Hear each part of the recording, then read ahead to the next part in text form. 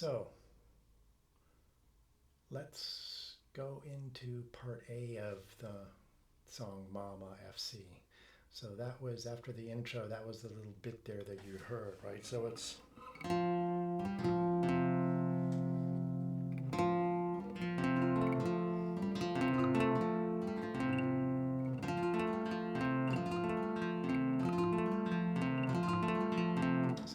that's the riff there.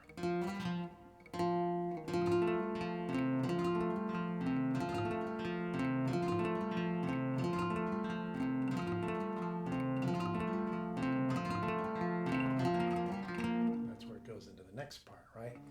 So anyway, that basic riff on the bass part of it goes through the whole song. So that's something you have to really get down and get really comfortable with for the song to be effective. Okay, so so let's look a little bit at the shapes there of what's going on in this riff. Okay, so I think, like I said before in a previous video, the key signature here is B flat major, but you're really focusing on F in this riff, right? So it's kind of like F mixolydian almost, which is the fifth mode of B flat. Again, so the bass side, you've got a leading F there with your first finger. That's going to be one of your high strings. So on a 12 string, it's probably the second highest string on the first fret for matched reciprocal. So, and then the next note is up 2 frets, and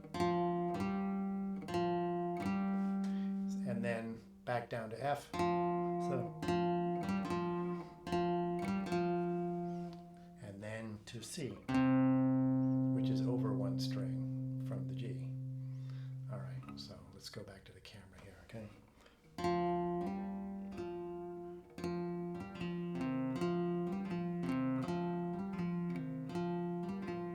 And you can see what I'm doing is I'm doing a pull-off, and if that's a little bit uncomfortable for you at first, you don't have to do that. You can just do it straight up.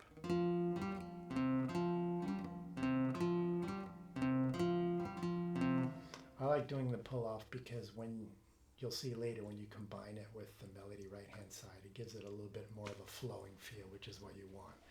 So that's why I do it that way, and that's why I'm using my third finger here on the second note, because it makes, it's more comfortable for the pull-off. You could do it with the second finger, but I think this is more comfortable, and you're not going to, and you're going to be pretty much sticking in this location on when you're playing the song proper. So there's no need for you to be coordinating and using the second finger in anticipation of using your third finger somewhere. So anyway, just makes doing the pull off a lot more of a smoother operation.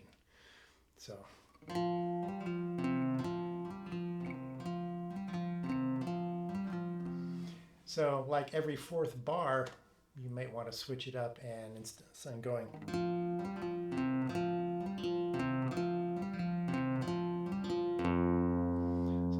so instead of the C, you go down to the next lowest string and do F instead. Again with your third finger, right?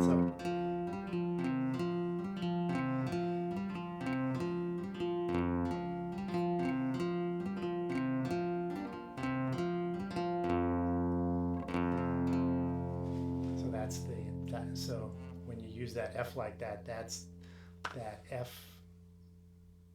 F5 power chord that we were talking about in the previous video, right? So you're kind of harkening back to that chord when you mix it up like that, okay?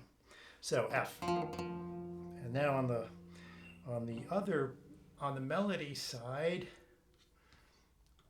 we've got, you're leading with F on your first finger also, and then that'll be like on the 10th fret for match reciprocal. For classic, it's probably up like around 8.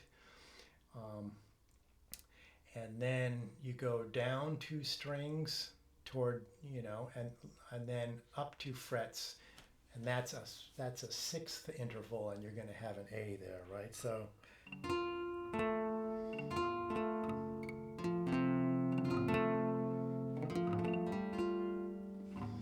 right, so let's bring you back to the camera.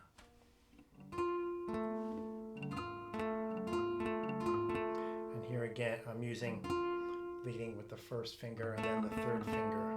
And then you can kind of do the second finger, but you'll see a little bit later on, when you're doing patterns, it's better to use the third finger because you're going to move into something where the second finger, it's advantageous to lead into a later thing with your second finger. Okay, so that's why I got the third finger there.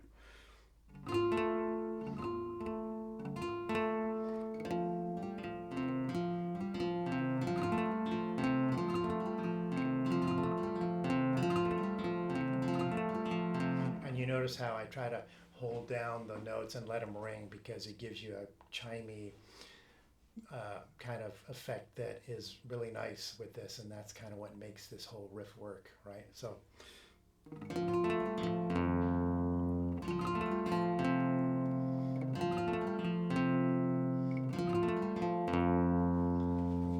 so there's that lower note that you can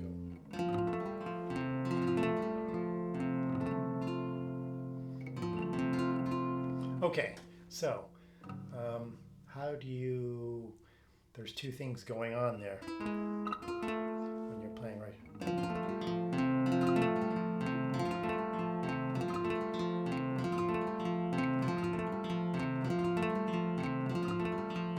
So how do you get that interplay between your two hands going if you're, just starting out and you're not familiar with doing it, right? So the way to do it is to break it up into little small chunks in the bar and slowly build it up and get it to the full riff that you need to do, right? So so in this particular case, the interplay kind of, you can separate it into three chunks. So you start off with just that note.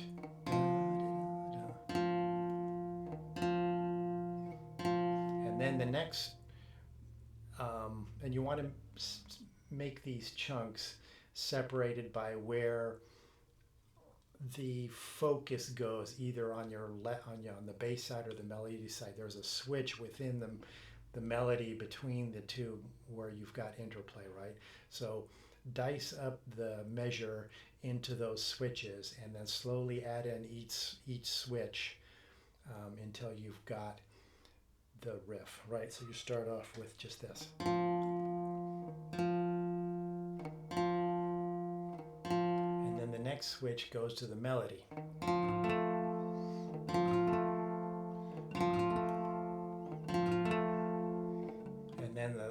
And then the final switch is back to the bass.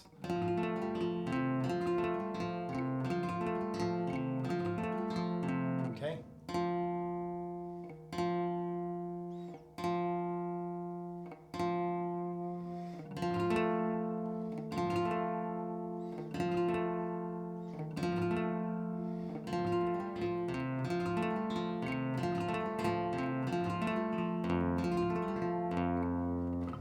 Okay, so that's how you can do it, and do it slowly, and then just build it up. And and you can, and then once you've got it, if you start faltering a little bit, go back and build it up again, and then start playing it again. So you're going to have to do a lot of that practicing of that riff, to where you just aren't thinking about it very much, because that's just what you got to do in songs like this, right? So you're going to practice that A motor, and just, you can even practice that while you're watching CNN or whatever, right? I mean, so the whole thing here is when you're first practicing that, it's not really music, it's technique that you are acquiring, right? So you got to get that down, and then once you do it, then you can start adding some musicality into it, right? Like I was saying before, you don't have to do the pull off on the bass side yet. Just do the mechanics if you're not comfortable with the pull off, right? and just work at that and get it to where it's natural and flowing and it doesn't sound stilted, right? It took me quite a while to, play that and get it to where it was at least close to the where I want it to be. I mean, I don't still really have it quite there yet, but it'll get there. When you do, it sounds really great, right? If you go listen to some of the YouTube videos of like Derek Ripper playing the song, it's just got a very magical, flowing, chimey kind of feel to it. So, and that's where you want to try to get, right? So, when I was talking before about holding the notes down too, once you get more comfortable, you can hold those notes down in the right hand, and you do the pull-offs in the left hand, and it's got a very nice feel to it, right? So.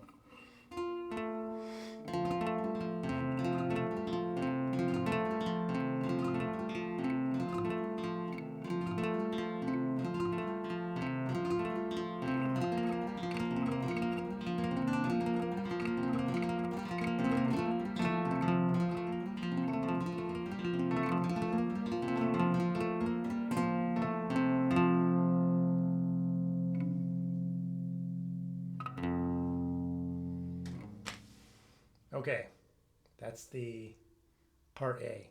So I'll see you in the next video for stitching together part A and part X, which is kind of a glue riff, and then part B.